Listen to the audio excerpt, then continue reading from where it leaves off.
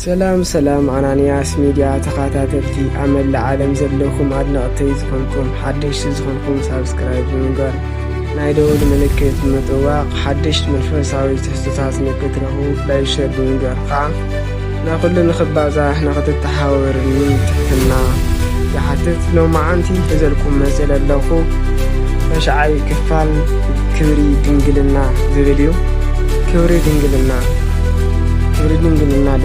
ማለት እንታይ ማለት እዩ ዝብል ስፉሕ ዝበለ ርእሲ ዘልኩም መፅል ኣለኹ። ሰናይ ምክትታል ፅኒልኩም ስምዑ። ድንግልና ማለት ክብሪ ማህተምን ስጋን ማህተም ሕልናን ሓሊኻ ካብ ዓለም ርሒካ ኣብ ዓለም ኮይንኻ ንምንባር ንምውሳን ምፍላይ ምሕላው ምጥንቃቕ ብዝብል ትርጉም ዘጠቓለል ኮይኑ ብክልተ ይኽፈል። ጊዜያዊ ህይወት ድንግልናን ፍጽማዊ ህይወት ድንግልናን ተባሂሉ ኣብ ክልተ ይምቀል። ጊዜያዊ ህይወት ድንግልና ዝበሃል ወዲን ዓቕሚ ኣዳም በፂሑ ጓል እውን ዓቕሚ ሔዋን በፂሓ ህይወቶም ካብቶም ክልተ መንገድታት ማለት እውን ብስርዓት ሓዳርን ብምንኩስናን ህይወቶም ንምምራሕ ምውሳን ክሳብ ዝኽእልሉ ዘሎ ዕድመኦም ማለት እዩ። እዚ እውን ብድንግልና ጸኒሖም ብምኽንያት ሓዳር ዝቐሪ ስለ ዝኾነ እዩ። መናእሰያት ክሳብ ሓዳር ርካዊ ስጋ እንተይፈጸሙ ተዓቂቦም ዓርሶም ሓልዮም ዝጸንሐሉ ግዜ እዩ። ድንግልና ንወድን ንጓልን ንኽልቲኦም ዝምልከት ምዃኑ ቅዱስ ጳውሎስ ቀዳማይ ቆሮንጦስ ምዕራፍ 7 ካብ 36 ካብ 37 ምእታው ኣብ ዝግብኦ ዕድመ ምስ በጽሐ ስለ ድንግልናኡ ዝሓፍር ሰብ እንተሃልዩ ዝደለዮ ይግበር፣ ሓጢኣት የብሉን ይመርዖ። እንተይተሃወኸ ብልቡ ዝጸንዐ ግና ኣይግደድን፣ ዝደለየ ክገብር ተፈቒድሉ እዩ። ድንግልናኡ እውን ብልቡ ሓልዩ እንተጸኒዑ ሰናይ ገብረ ብምባል ገሊጽ እዩ። ነዚ እውን ዓርሶም ካብ ዝሙት ሓልዮም ብምጽንዖም ዝረኽብዎ ክብሪ ጸጋ በረከት ሓይሊ ረድኤት እግዚኣብሔር ስለ ዘሎ ኣብ ቅድሚ እግዚኣብሔርን ኣብ ቅድሚ ሰብን ክብሪ ስለ ዝጓናጸፉ ክብሪ ድንግልና ብጥንቃቐን ብጽርየትን ክሕልውዎ ይግባእ።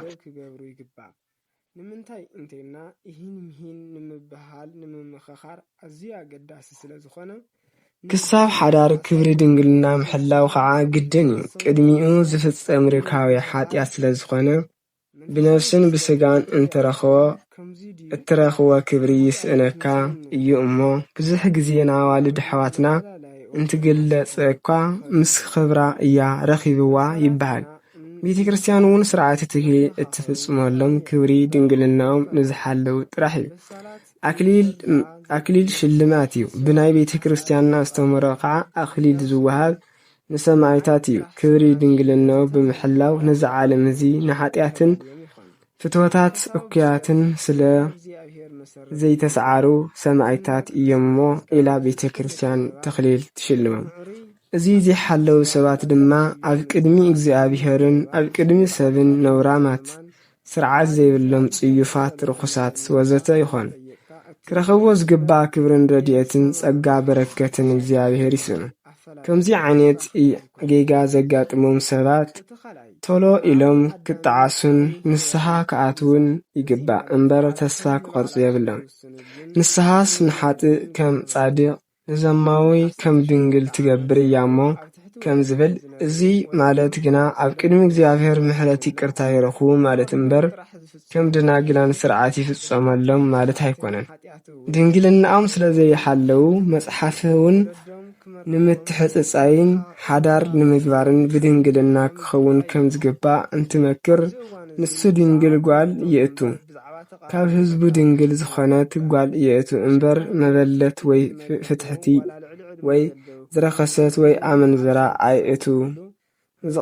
ዝቐደሶ ኣነ እግዚኣብሔር እየ እሞ ዘርኡ ኣብ ማእኸል ህዝቡ ኣይርክስ ዘሌዋውያን 21:13 ብምባል ይመክር። ኣብ ማሕበረሰብና ዘሎ ኣተሓሳስባ ጓል ኣብ ቅድሚ በዓል ሓዳራ ከይትሓፍር ከይትነዓቕን ከይትዋረድን ቤተሰባ እውን ብኣኣ ከይሓፍሩ ከሳብ ሓዳር ትገብር ድንግልናኣ ብኽብሪ ሓልያ ክትጸንሕ ብናይ ቀረባ ኣዝማን ቤተሰባን ብብዙሕ ትምከር። ብመሰረት እዚ ብመሰረት እዚ ከዓ ቤተ ክርስቲያን ዝኾነ ኣዋልድ ብመሰረት እዚ ከዓ ክርስቲያን ዝኾነ ኣዋልድ ክሳብ ሓዳር ዝገብራ ድንግልናን ሓልየን ንክንጸንሓ ሓላፍነት ከም ዘለወን ስለ ዝርዳእ ኣብ ደገን ካብ ናይ ባዕለን ድሌት ዝመጽእ ፈተና ጸኒዐን ብምክልኻል ክብሪ ማሕተመ ድንግልናን ብኽብሪ ይሕልዋ። ይኹን ዳ እምበር ኣወዳት ክንዲ ኣጓላት ስለ ድንግልናኦም ንክጭነቑ ዝገብርን ሓላፍነት ተሰሚዕዎም ከም ኣዋልድ ድንግልናኦም ሓልዮም ክነብሩ ጽዕንቶ ዝፈጥር ማሕበረሰባዊ ኣተሓሳስባ ስለ ዘየለ ኣብ ኣወዳት ስለ ድንግልና ግቡእ ዝኾነ ትኹረትን ጥንቃቐን ኣይወሃብን።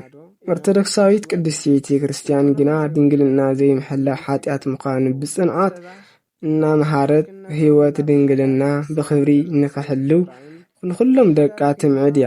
በዚ ብምጽንዖም ኣብ ቅድሚ እግዚኣብሔር ዝረኸብዎ ዓስቢ ድንግልና ክልቲኦም ጾታ ብማዕረ ዘሳትፍ እምበር ብጾታ ዝተገደበ ኣይኮነን። ስለ ድንግልናኡ ዝሓፍር እንተሃልዩ ቀዳማይ ቆሮንጦስ ምዕራፍ 7:36 ዝብል ትምህርቲ ቅዱስ ጳውሎስ ንኽልቲኦም ጾታ ዘጠቓልል እምበር ነታ ጓል ጥራሕ ፈልዩ ዝመክር ኣይኮነን። ድንግልና ንኣዋልድ ጥራሕ ተፈልዩ ዝተውሃበ ሓላፍነት ክሳብ ዝመስል እቲ መልእኽቲ ንኣዋልድ ጥራሕ ዝምልከት ጌርኻ ምሕሳብ ጌጋ ዝኾነ ኣተሓሳስባ እዩ። ብምዃኑ እውን ክልቲኦም ጾታ ኣወዳት ኮኑ ኣዋልድ ክሳብ ግዛእ ሓዳሮም ብድንግልና ጸኒዖም ናይ ምጽናሕ ክርስትያናዊ ሓላፍነት ኣለዎም።